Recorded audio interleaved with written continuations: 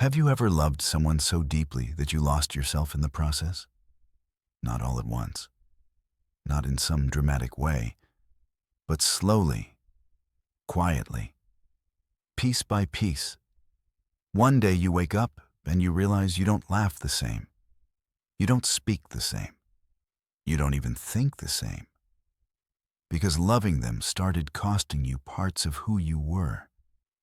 And that kind of love hurts in a way that people don't talk about enough. Love hurts when it becomes one-sided. When you are the one always explaining, always understanding, always forgiving, always trying to hold everything together. Love hurts when you're fighting for connection while the other person is comfortable with distance. And the worst part is that most people don't leave when the love starts hurting. They stay. They stay because they remember how it used to feel. They stay because they're attached to the version of that person they first met. They stay because they're afraid that if they let go, they'll never feel that kind of love again. So they keep hoping. They hope things will go back to the way they were. They hope the person will change. They hope the love will finally feel safe again. But hope can become a trap when it keeps you stuck in something that is slowly breaking you. Because love is not supposed to feel like you're constantly proving your worth. Love is not supposed to feel like walking on eggshells. Love is not supposed to make you anxious, insecure, or afraid to speak your truth. Real love feels safe. It feels steady. It feels like you can breathe. So why is it so hard to let go of the love that hurts? It's hard because you're not just letting go of a person. You're letting go of the memories, the dreams, the future you imagined together. You're letting go of the late-night talks, the inside jokes, the way they used to look at you when everything felt right. You're letting go of the version of them that made you feel chosen. And that's what makes it painful. You're not grieving who they are now. You're grieving who they were to you when the love felt real. You're grieving the potential, and that's a very real loss. Letting go doesn't mean the love wasn't real.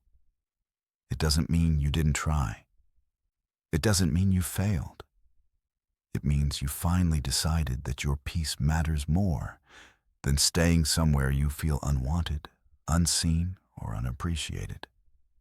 Letting go is choosing yourself after you've been choosing them for too long. It's saying, I deserve more than emotional crumbs.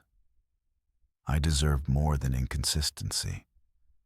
I deserve more than being loved only when it's convenient.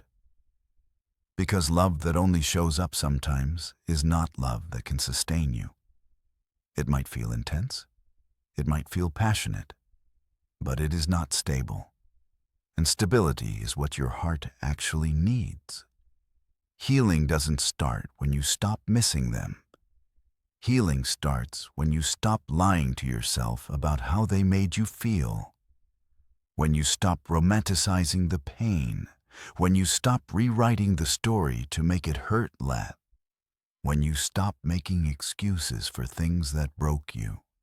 You can love someone and still admit that they hurt you.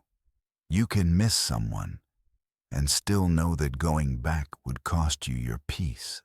You can care about someone and still choose to walk away. That's not weakness. That's emotional maturity. And yes, it's going to hurt. You're going to think about them when something reminds you of them. You're going to replay conversations in your head. You're going to wonder what would have happened if things were different. But here's the truth. If they were meant to love you the way you deserved, they would have. You shouldn't have to beg for effort. You shouldn't have to beg for respect. You shouldn't have to beg to be treated well. Love that has to be begged for is not love that will last.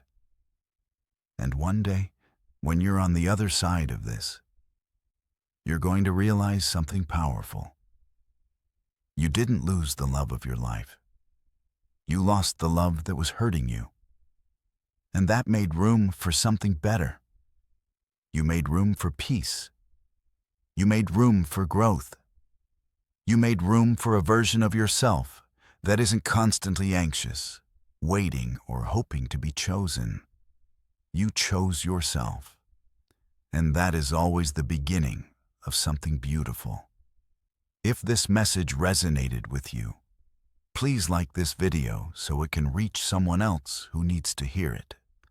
And subscribe to the channel for more honest conversations about healing, self-worth, and becoming the strongest version of yourself. Yellow Heart.